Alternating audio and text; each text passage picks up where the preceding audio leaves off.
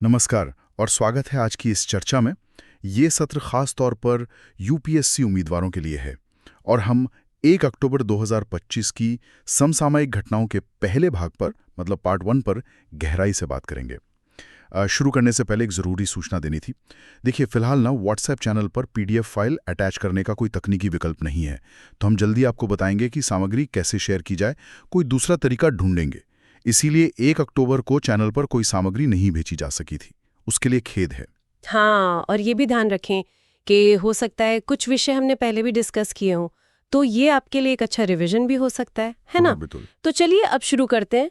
आज कई महत्वपूर्ण विषय हैं, कृषि, विज्ञान, सामाजिक मुद्दे और भी बहुत कुछ। शुरुआत करते हैं कृषि से।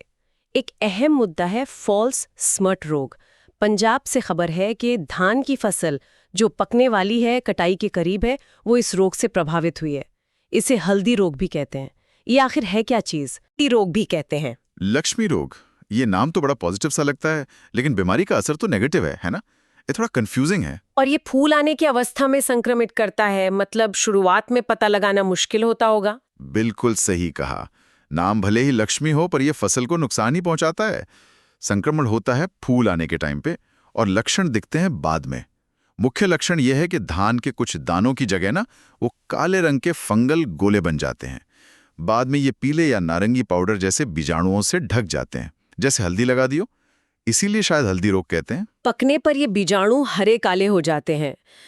एक जरूरी बात यह है कि आमतौर पर पूरी बाली प्रभावित नहीं होती, बस उसके कुछ ही दाने संक्रमित होते हैं। अच्छा, तो पूरी बाली नहीं, सिर्फ कुछ दाने।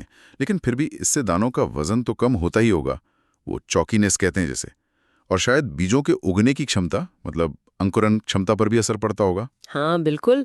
भले ही सारे दाने खराब न हो, लेकिन जो संक्रमित होते हैं उनका वजन कम हो जाता है, क्वालिटी गिर जाती है और हाँ, उनकी अंकुरण क्षमता भी घट जाती है। उपज का कुल नुकसान इस पर निर्भर करता है कि कितनी बालियां संक्रमित हैं और हर बाली में कितने दाने प्रभावित हुए हैं। और इसके फैलने के लिए कुछ खास मौसम चाहिए होता है, जैसे गर्म और नम मौसम।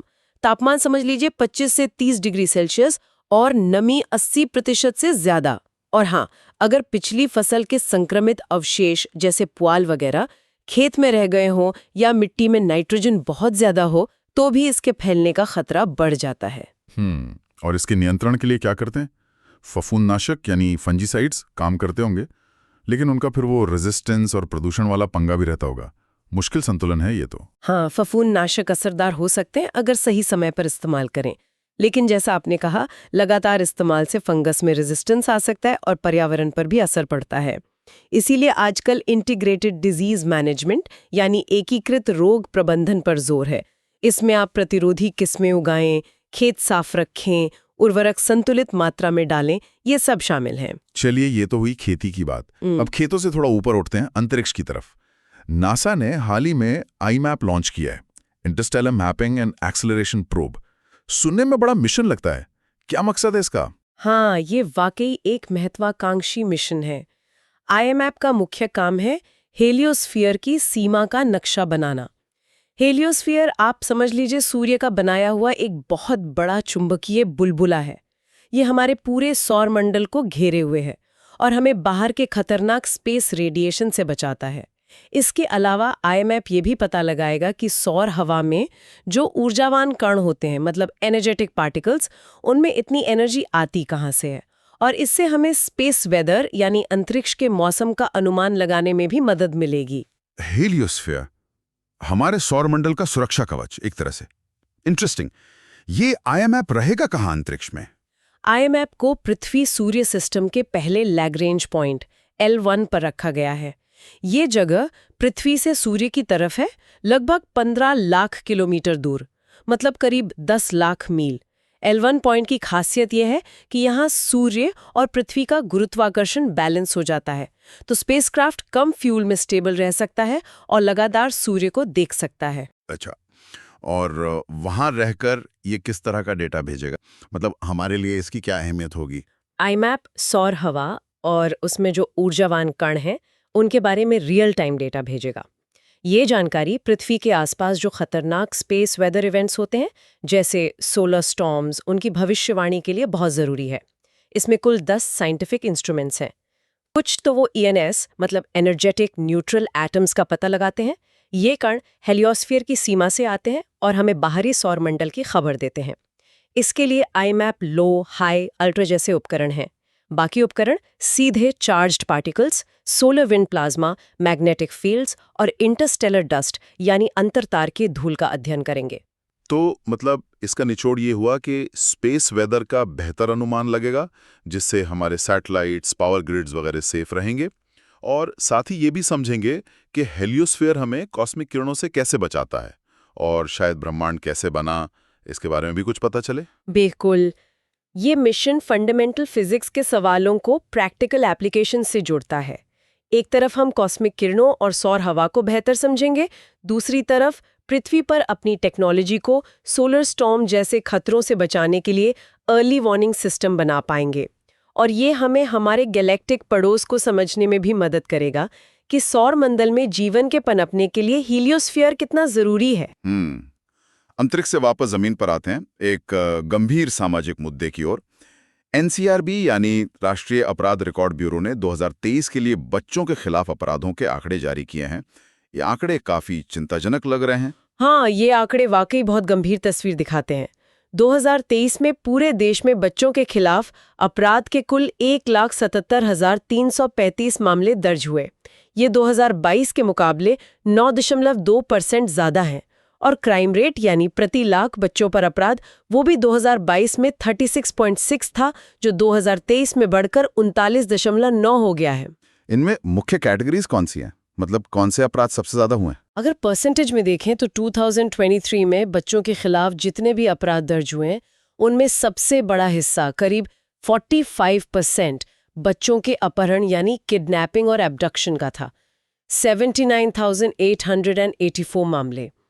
दूसरा बड़ा हिस्सा 38.2% पॉक्सो एक्ट के तहत दर्ज अपराधों का था, protection of children from sexual offences act. इनकी संख्या 67,694 थी। ये जो पॉक्सो एक्ट वाले आंकड़े हैं, ये वाकई बहुत परेशान करने वाले हैं। इसमें पेनिट्रेटिव सेक्सुअल असॉल्ट के 40,000 से ज्यादा मामले बताए गए। और सबसे ज्यादा डराने वाली बात शायद यह है कि ज्यादातर मामलों में अपराधी पीड़ित का जानने वाला ही होता है। बिल्कुल, ये इस रिपोर्ट का सबसे भयानक पहलू है। दुखद रूप से कुल 67,694 पॉक्सो मामलों में से 40,434 मामले गंभीर यौन हमले के थे, जिनमें 40,846 बच्चे पीड़ित हुए। और जैसा आपने कहा, सबसे ज्यादा चिंता की बात यह है कि इन 40,434 मामलों में से करीब 97% यानी 39,076 मामलों में अपराधी कोई जानने वाला था। इनमें परिवार के सदस्य 3,224, रिश्तेदार, दोस्त, पड़ोसी या एम्प्लॉयर जैसे दूसरे परिचित 15,146 और दोस्त, ऑनलाइन दोस्त या शादी का वादा करके लिव इन में रहने वाले पार्टनर 20,076 शामिल हैं। ये आंकड़े दिखाते हैं कि भरोसा कितनी बुरी तरह टूट रहा है। पीड़ितों की उम्र के बारे में क्या पता चला? पीड़ित लगभग हर उम्र के हैं। 6 साल से कम के 762 बच्चे, 6 से 12 साल के 3,229 बच्चे, 12 से 16 साल के 15,444 बच्चे और 16 से 18 साल के बीच सबसे ज्यादा 21,411 बच्चे पॉक्सो के तहत यौन हमले के शिकार हुए। और रेप से जुड़ी धाराओं में जो मामले दर्ज हुए, उनमें ज्यादातर पीड़ित लड़कियां थीं। अपहरण के मामलों का क्या ब्रेकडाउन है?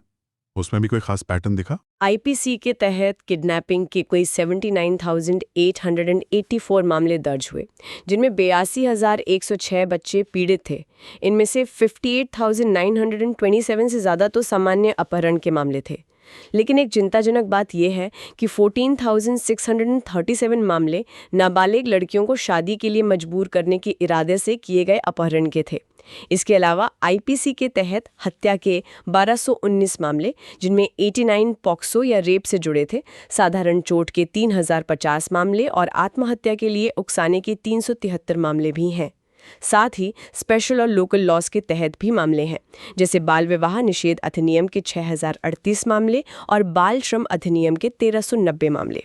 क्या इन आंकड़ों में कोई रीजनल वेरिएशन, मतलब क्षेत्रीय भिन्नता दिखती है? और पुलिस की कार्रवाई, जैसे चार्जशीट फाइल करने की दर, वो कैसी रही? हाँ, क्षेत्रीय भिन्नताएं तो हैं। कुल मामलों की संख्या में मध्य प्रदेश 22,393 सबसे ऊपर रहा, फिर महाराष्ट्र और यूपी। अपराध दर यानी रेट ऑफ क्राइम के मामले में दिल्ली 7,769 मामले काफी ऊपर है। पुलिस कार्रवाई की बात करें तो देश भर में बच्चों के खिलाफ अपराधों में ओवरऑल चार्जशीटिंग रेट 64.3% रही। हालांकि ये रेट अलग अलग राज्यों में बहुत अलग है, जैसे तमिलनाडु और आंध्र प्रदेश में काफी हाई है, जबकि दिल्ली और हरियाणा जैसे राज्यों में कम है। एनसीआरबी के इन गंभीर आंकड़ों से थोड़ा हटकर अब दुनिया के एक दूसरे हिस्से में चलते हैं जहां हाल में भूकंप आए हैं।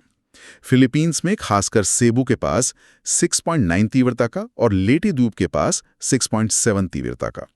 पहले थोड़ा फिलीपींस के बारे में जानते हैं। बिल्कुल। फिलीपींस ये दक्षिण पूर्व एशिया में एक द्वीप समूह देश है, वेस्टर्न पैसिफिक ओशन में। इसकी समुद्री सीमाएं पश्चिम में वियतनाम से, उत्तर में ताइवान से, पूर्व में पलाऊ से और दक्षिण में मलेशिया और इंडोनेशिया से लगती हैं। ये कई सागरों से घिरा है, जैसे उत्तर और पश्चिम में साउथ चाइना सी, पूर्व में फिलीपीन सी, दक्षिण में सेलेब सी और दक्षिण पश्चिम में सुलू सी। इसकी कुछ खास भौगोलिक विशेषताएं क्या हैं? फिलीपींस में 7,600 से ज्यादा द्वीप हैं। सबसे ऊंचा पहाड़ है माउंट आपो, सबसे लंबी नदी है कगायान नदी और सबसे बड़ी झील है लागुना डे बे। ये देश रिंग ऑफ फायर पर है, इसलिए यहाँ भूकंप और ज्वालामुखी बहुत आम है। मेयन ज्वालामुखी जैसे कई एक्टिव वॉल्केनो हैं यहाँ। जलवायु ट्रॉपिकल और मानसूनी है। ये देश प्राकृतिक संसाधनों से भी भरपूर है। लकड़ी, पेट्रोलियम, निकल, कोबाल्ट, चांदी, सोना, नमक, तांबा सब मिलता है। एक खास बात यह है कि दुनिया का तीसरा सबसे बड़ा जियोथर्मल एनर्जी यानी भूतापीय ऊर्जा उत्पादक है। और हाँ, यहाँ एक यूनेस्को वर्ल्ड हेरिटेज साइट भी है, Puerto Princesa subterranean river national park. राजधानी है मनीला। अब खासतौर पर लेटे द्वीप की बात करते हैं, जहां 6.7 तीव्रता का भूकंप आया। ये द्वीप कहाँ है और कैसा है? लेटे फिलीपींस के विसायस द्वीप समूह का हिस्सा है। ये देश का 8वां सबसे बड़ा और छठा सबसे ज्यादा आबादी वाला द्वीप है। ये उत्तर में समर द्वीप के बहुत पास है। इन दोनों द्वीपों को एक पतला सा समुद्री रास्ता सैन जुआनिको स्ट्रेट अलग करता है, लेकिन इन्हें मशहूर सैन जुआनिको ब्रिज जोड़ता भी है, जो करीब 2 किलोमीटर लंबा है। अच्छा, और इस द्वीप की अपनी क्या खासियतें हैं? अर्थव्यवस्था और इतिहास के बारे में कुछ? लेटे का ज्यादातर हिस्सा पहाड़ी और जंगलों वाला है, लेकिन द्वीप के नॉर्थ ईस्ट में लेटे वैली है, जो एक जरूरी एग्रीकल्चरल एरिया है। यहाँ चावल, मक्का, नारियल, केला वगैरह उगता है। मछली पकड़ना भी यहाँ की इकोनॉमी का अहम हिस्सा है। द्वीप पर मैंगनीज जैसे मिनरल्स भी मिलते हैं। इसके 2 मुख्य शहर हैं, ईस्ट कोस्ट पर टैक्लोबान और वेस्ट कोस्ट पर ओरमोक। ओरमोक अपने जियोथर्मल पावर प्लांट्स के लिए जाना जाता है। क्या इसका कोई ऐतिहासिक महत्व भी है? हाँ, बिल्कुल। 16वीं सदी में स्पेनिश खोजकर्ताओं ने इसे तंदाया नाम दिया था और सेकेंड वर्ल्ड वॉर में ये एक बहुत महत्वपूर्ण रण क्षेत्र था। अक्टूबर 1944 में अमेरिकी सेना जनरल डगलस मैकआर्थर के नेतृत्व में यहीं उतरी थी, जिसके बाद मशहूर बैटल ऑफ लेटे गल्फ हुई थी। इसे इतिहास की सबसे बड़ी नौसैनिक लड़ाइयों में से एक माना जाता है।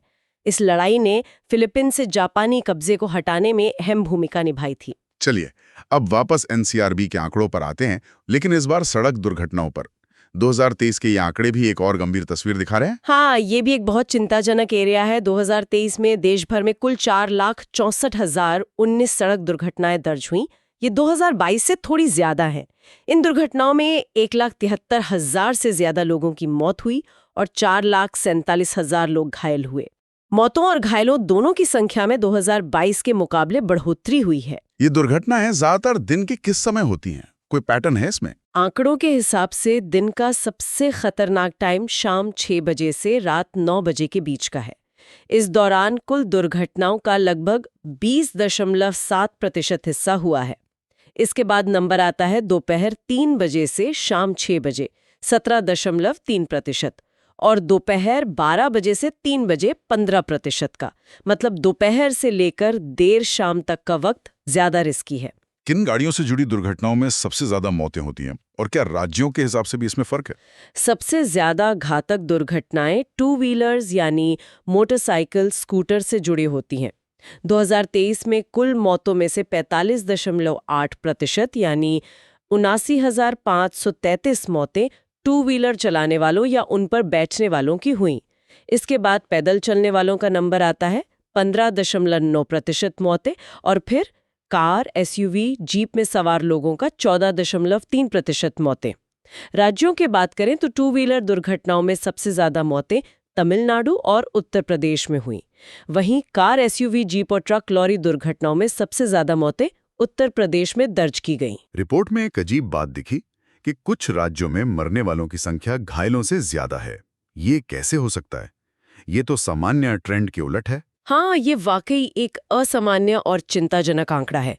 आमतौर पर किसी भी सड़क दुर्घटना में घायलों की संख्या मरने वालों से काफी ज्यादा होती है, लेकिन 2023 के आंकड़ों के मुताबिक अंडमान और निकोबार द्वीप समूह, झारखंड, पंजाब, बिहार और उत्तर प्रदेश, इन 5 राज्यों केंद्र शासित प्रदेशों में सड़क दुर्घटनाओं में मरने वालों की संख्या घायलों की संख्या से ज्यादा दर्ज की गई है।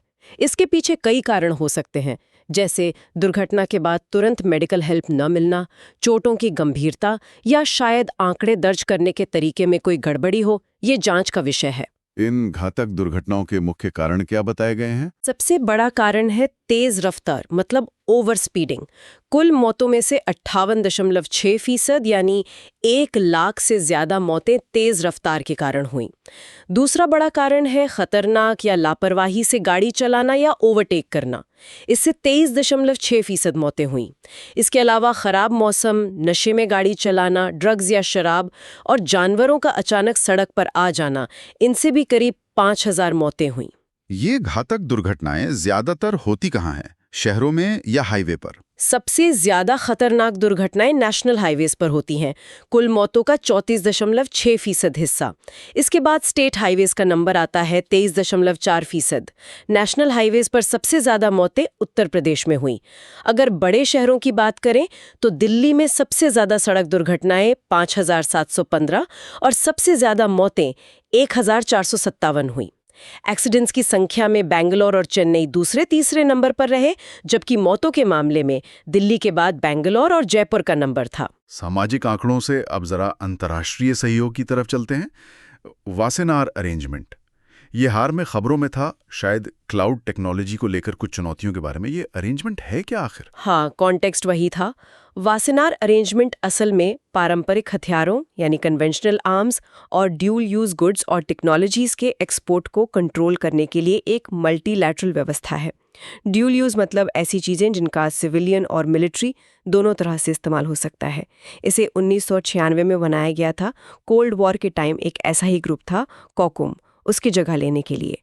इसका नाम नीदरलैंड्स के शहर वासेनार पर रखा गया है, जहां इसे बनाने पर सहमति हुई थी। इसका मकसद क्या है और क्या भारत इसका सदस्य है? इसका मुख्य मकसद है सदस्य देशों के बीच पारंपरिक हथियारों और डुअल यूज टेक्निक के ट्रांसफर में ट्रांसपेरेंसी और ज्यादा जिम्मेदारी लाना, ताकि ऐसी चीजें उन देशों या ग्रुप्स तक ना पहुंचें जो रीजनल या इंटरनेशनल स्टेबिलिटी के लिए खतरा बन सकते हैं।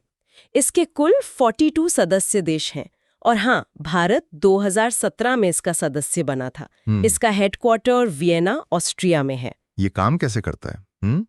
और वो क्लाउड टेक्नोलॉजी वाली चुनौती क्या जिसका जिक्र था? सदस्य देश रेगुलरली जानकारी शेयर करते हैं कि उन्होंने कौन सी लिस्टेड चीजें या टेक्नोलॉजी गैर सदस्य देशों को एक्सपोर्ट की हैं या करने से मना किया है। इसके लिए डिटेल्ड लिस्ट बनी हुई है, जिनमें केमिकल्स, सॉफ्टवेयर, टेक्नोलॉजी, इक्विपमेंट वगैरह शामिल हैं जिन्हें सेंसिटिव माना जाता है। भारत ने भी इन लिस्ट्स को अपने नेशनल एक्सपोर्ट कंट्रोल फ्रेमवर्क, जिसे स्कोमिट लिस्ट कहते हैं, उसमें शामिल किया है। अब चैलेंज ये आ रहा है कि आजकल बहुत सी टेक्नोलॉजी जैसे सॉफ्टवेयर या डिज़ाइन फिजिकली नहीं बल्कि क्लाउड के जरिए या इंटरनेट पर ट्रांसफ़र हो जाते हैं। इन इंटेंजिबल ट्रांसफर्स को मौजूदा कंट्रोल सिस्टम के तहत ट्रैक करना और रेगुलेट करना मुश्किल हो रहा है। इसी को लेकर वैसनार अरेंजमेंट में बात चल रही है कि कंट्रोल लिस्ट और नियमों को कैसे अपडेट किया जाए। टेक्नोलॉजी की बात चली रही है तो हेल्थ सेक्टर में एक उम्मीद की किरण। ऑस्ट्रेलिया ने अल्जाइमर रोग के शुरुआती स्टेज के इलाज के लिए लेकानेमैब नाम की दवा को मंजूरी दी है। ये क्या दवा है और कैसे काम करती है? टाइम किया गया है। होता क्या है कि अल्जाइमर रोग में दिमाग में अमाइलॉइड नाम का एक प्रोटीन जमा होने लगता है। ये ब्रेन सेल्स को नुकसान पहुंचाता है और याददाश्त वगैरह कमजोर करता है। लेकानेमैब इसी अमाइलॉइड प्रोटीन को टारगेट करती है और शरीर के इम्यून सिस्टम की मदद से इसे दिमाग से हटाने का काम करती है। तो ये एक तरह से सिर्फ लक्षणों पर नहीं बल्कि बीमारी के कारण पर असर करने की कोशिश करती है। अच्छा, तो ये सीधे बीमारी की जड़ पर काम करती है। ये कितनी असरदार है और क्या इससे जुड़ी कोई चिंताएं भी हैं? हाँ, मकसद तो यही है। क्लिनिकल ट्रायल्स में पाया गया कि ये दवा अल्जाइमर रोग के बढ़ने की रफ्तार को करीब 27% तक धीमा कर सकती है। इसे मरीजों को नर्स के जरिए यानी इंट्रावीनस ड्रिप से दिया जाता है। हालांकि कुछ चिंताएं भी हैं। एक तो ये दवा काफ़ी महंगी है, तो इसकी पहुंच शायद सीमित हो। दूसरा, इसके कुछ साइड इफ़ेक्ट्स भी हो सकते हैं, जिनमें सबसे मुख्य है दिमाग में सूजन या हल्का ब्लड क्लॉटिंग जैसा कुछ होना, जिसे ARA कहते हैं। इसलिए इसके इस्तेमाल के लिए बहुत सावधानी से निगरानी की ज़रूरत होती है। अल्जाइमर रोग के बारे में भी थोड़ा सा बता देता कि कॉन्टेक्स्ट क्लियर हो जाए। ज़रूर। अल्जाइमर रोग एक प्रोग्रेसिव ब्रेन डिसऑर्डर है, मतलब धीरे धीरे बढ़ता है। ये धीरे धीरे याददाश्त और सोचने की क्षमता को खत्म कर देता है और आखिरकार व्यक्ति रोजमर्रा के छोटे मोटे काम भी नहीं कर पाता। ये डिमेंशिया का सबसे आम कारण है। डिमेंशिया के करीब 60-80% मामले अल्जाइमर की वजह से होते हैं। आमतौर पर ये 65 साल से ज़्यादा उम्र के लोगों को होता है, लेकिन कुछ मामलों में ये कम उम्र में भी हो सकता है। ये दिमाग के उन हिस्सों पर असर डालता है जो सोचने, याद रखने और भाषा को कंट्रोल करते हैं। अब एक और अंतर्राष्ट्रीय संगठन की बात करते हैं, ICAO, अंतर्राष्ट्रीय नागर विमानन संगठन। खबर है कि भारत को इसकी काउंसिल के पार्ट 2 के लिए फिर से चुना गया है। ये ICAO क्या है? ICAO यानी इंटरनेशनल सिविल एविएशन ऑर्गेनाइजेशन, ये यूनाइटेड नेशंस की एक स्पेशलाइज्ड एजेंसी है। इसे 1944 में शिकागो कन्वेंशन के जरिए बनाया गया था। इसका मुख्य उद्देश्य है दुनिया भर में इंटरनेशनल एयर ट्रांसपोर्ट का सुरक्षित, व्यवस्थित और कुशल विकास करना। इसके 193 सदस्य देश हैं और हेडक्वार्टर्स मॉन्ट्रियल, कनाडा में है। इसका कामकाज कैसे चलता है? मतलब गवर्नेंस स्ट्रक्चर कैसा है? ICAO के 2 मुख्य गवर्निंग बॉडीज हैं। एक है असेंबली, जिसमें सभी 193 सदस्य देश होते हैं और इसकी मीटिंग हर 3 साल में होती है। ये सबसे बड़ी संस्था है। दूसरी है काउंसिल। इसे असेंबली 3 साल के लिए चुनती है और इसमें 36 सदस्य देश होते हैं। ये काउंसिल ICAO की एग्जीक्यूटिव बॉडी है जो लगातार काम करती है। भारत का जो हालिया री-इलेक्शन हुआ है वो इसी काउंसिल के लिए हुआ है। ये दिखाता है कि एयर ट्रांसपोर्ट में भारत का कितना अहम रोल है। इसके मुख्य काम क्या हैं? ये इंटरनेशनल फ्लाइट ऑपरेशंस में क्या भूमिका निभाता है? ICAO इंटरनेशनल सिविल एविएशन के लिए स्टैंडर्ड्स और रेकमेंडेड प्रैक्टिसेस यानी SAPs तय करता है। ये standards aviation safety, security, air traffic management, airport operation, environment protection और फ्लाइट एफिशिएंसी जैसे एरिया को कवर करते हैं। ये सदस्य देशों के बीच सहयोग के लिए एक मंच देता है, एयर ट्रांसपोर्ट के इकोनॉमिक डेवलपमेंट और मार्केट लिबरलाइजेशन को बढ़ावा देता है और इंटरनेशनल एविएशन लॉ बनाने में भी मदद करता है। आसान भाषा में कहें तो ये पक्का करता है कि दुनिया भर में उड़ानें सेफ और स्मूथ हों। और आज के सत्र के आखिरी विषय पर आते हैं। ये भारतीय अर्थव्यवस्था और एक्सपोर्टर से जुड़ा है RODTEP योजना। खबर है कि इसे एक्सटेंड कर दिया गया है। हाँ, सरकार ने हाल ही में RODTEP यानी रेमिशन of duties and taxes on exported products योजना को 31 मार्च 2026 तक बढ़ा दिया है। ये योजना 1 जनवरी 2021 को शुरू हुई थी। इसने पहले की MEIS स्कीम यानी मर्चेंडाइज एक्सपोर्ट इंसेंटिव स्कीम की जगह ली थी। MEIS को WTO में चैलेंज किया गया था और वो WTO के नियमों के मुताबिक नहीं थी। तो इस RODTEP योजना का मेन टारगेट क्या है? ये एक्सपोर्टर्स की मदद कैसे करती है? इसका सीधा सा लक्ष्य है उन सभी ड्यूटीज और टैक्स को एक्सपोर्टर्स को वापस करना जो एक्सपोर्ट होने वाले प्रोडक्ट्स पर लगते हैं, लेकिन किसी दूसरी स्कीम में वापस नहीं मिलते। इसमें सिर्फ फाइनल प्रोडक्ट पर लगे टैक्स ही नहीं, बल्कि प्रोडक्ट बनाने में जो इनपुट सर्विसेज लगी उन पर लगे छुपे हुए टैक्सेस, एम्बेडेड टैक्सेस भी शामिल हैं, चाहे वो सेंट्रल गवर्नमेंट के हों, स्टेट के या लोकल लेवल के। ऐसा करने से भारतीय प्रोडक्ट्स की लागत कम होती है और वो इंटरनेशनल मार्केट में ज्यादा कॉम्पिटिटिव बन पाते हैं।